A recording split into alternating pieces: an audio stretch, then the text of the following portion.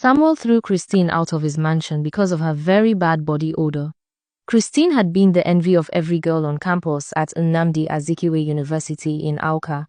She was a final year student dating Samuel, a young man who seemed to have endless money.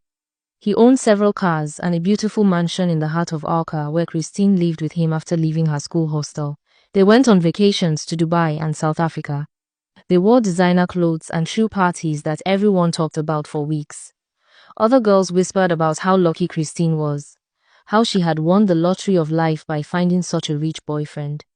Christine's friend Amanda had warned her once. She told Christine to ask questions about where all this sudden wealth came from, because Samuel had been a regular student just like them before he mysteriously became rich. Christine called Amanda jealous and stopped talking to her completely. Deep down, Christine knew the truth. She knew Samuel was a Yahoo boy who made his money through internet fraud, but she did not care. The lifestyle was too sweet to give up. When exam time came, Christine paid other students to write her exams while she relaxed at home. Life felt perfect until everything collapsed. Samuel got into serious debt. People he owed money came to the house threatening him. He had to sell his cars one by one. He sold 2 of his houses. The money he had left, he invested in several businesses, but every single one of them failed. They moved from the big mansion to a small 2-bedroom apartment in a less fancy part of Awka. Samuel was desperate. He went to see a native doctor in a village outside Awka. The native doctor told him he could restore his wealth, but he needed the personal belongings of a woman, specifically her underwear and other intimate items. Samuel came home and explained everything to Christine.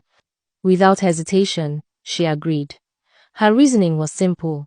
If Samuel got rich again, she would benefit too. She did not believe those stories about destinies being stolen. And even if her destiny was somehow affected, she thought she could just live off Samuel's success forever. She handed over her underwear and other personal items without fear. The ritual was performed. Within 3 weeks, Samuel started making money again. Big money.